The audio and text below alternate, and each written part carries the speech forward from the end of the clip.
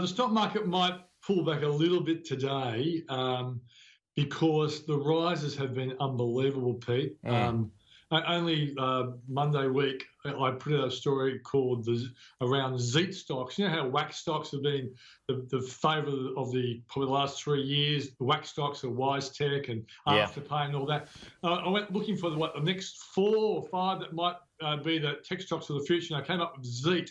And my first one was Zipco. Now, Zipco is up 74% in a week, and the other was EML Payments up about 11%, LMO up 5%, and Tyro was just balanced for the week. But Tyro was $1 stock about 5 weeks ago, and it's now $4.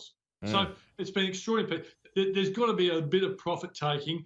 But the fact is, the economic news is getting better with the Treasury Secretary, Dr. Steve Kennedy, downgrading his unemployment number from 10% forecast down to 8%. And that's a lot of people that will keep a job if he's right. Yeah, so the markets are reacting to that. Oh, without a doubt. The fact is the view on the economy was so negative. Remember, the Treasurer and the Prime Minister were talking about hibernation for 6 months. And now we're talking about going back to footy. And I think that's the shock. But of course, that great number out of the US, when they were expecting 8 million job losses and they got 2.5 million job creations. Now, I think there's some statistical playing around there, but unemployment was supposed to go to 20% in America.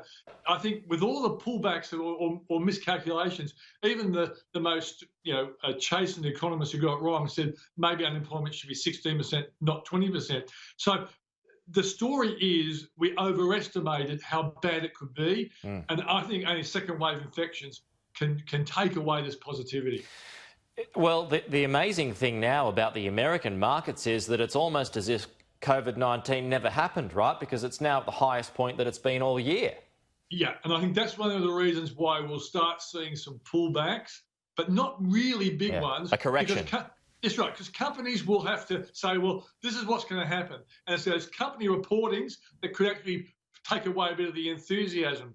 But the fact that we've gone, as I say, from where a company like Tyro went from $1 to $4, and by the way, Tyro is actually a payments company. A lot of us, when we go to cafes and restaurants, that little machine we put a card on is a Tyro machine. Now, they actually look at their numbers every week, and they publish them. And yesterday, the weekly spend in Australia was bigger than the equivalent week 12 months ago. So that's a fantastic sign that we Australians are getting back out there and spending. Well, that sort of dovetails into why Afterpay and companies like that have done so well, right? Because people are just spending at home. I mean that's I think that's the #1 stock in Australia at the moment, right? In terms of rises, because it's gone from what, $8 to $52, I think, at last check, in the space of a couple of weeks. So I've missed a fortune there, Pete. Yeah, it's become basically like, an Apple or a Facebook. It's the tech stock of Australia, and it's done really well. It's not a better company than CSL or CBA, but you're right, it's the fastest grower, and it's becoming a significant company that all fund managers have to hold because it's crept into the higher index. It's probably definitely in the top 100, and fund managers have to buy them. Hey, just finally, Peter, it was interesting watching my colleague Kieran Gilbert talk about this yesterday. The whole argument around tax reform at the moment and whether that applies to GST or stamp duty and what sort of movements are going to be made. The New South Wales Treasurer, he wants changes to GST. The Federal Treasurer has kind of nixed that for now. So, I mean, which camp are you in?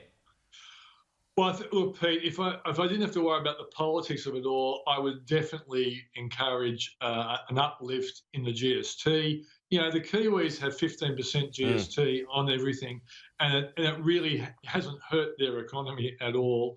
I think if it took away payroll tax, which is a tax on employers giving people jobs, that's a great thing. If it took away stamp duty on property, that'd be great for first-home buyers or for any buyer for that matter.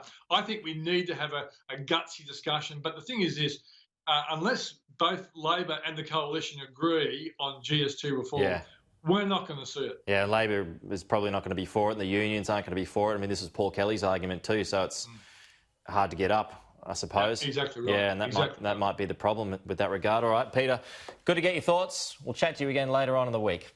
Cheers, mate.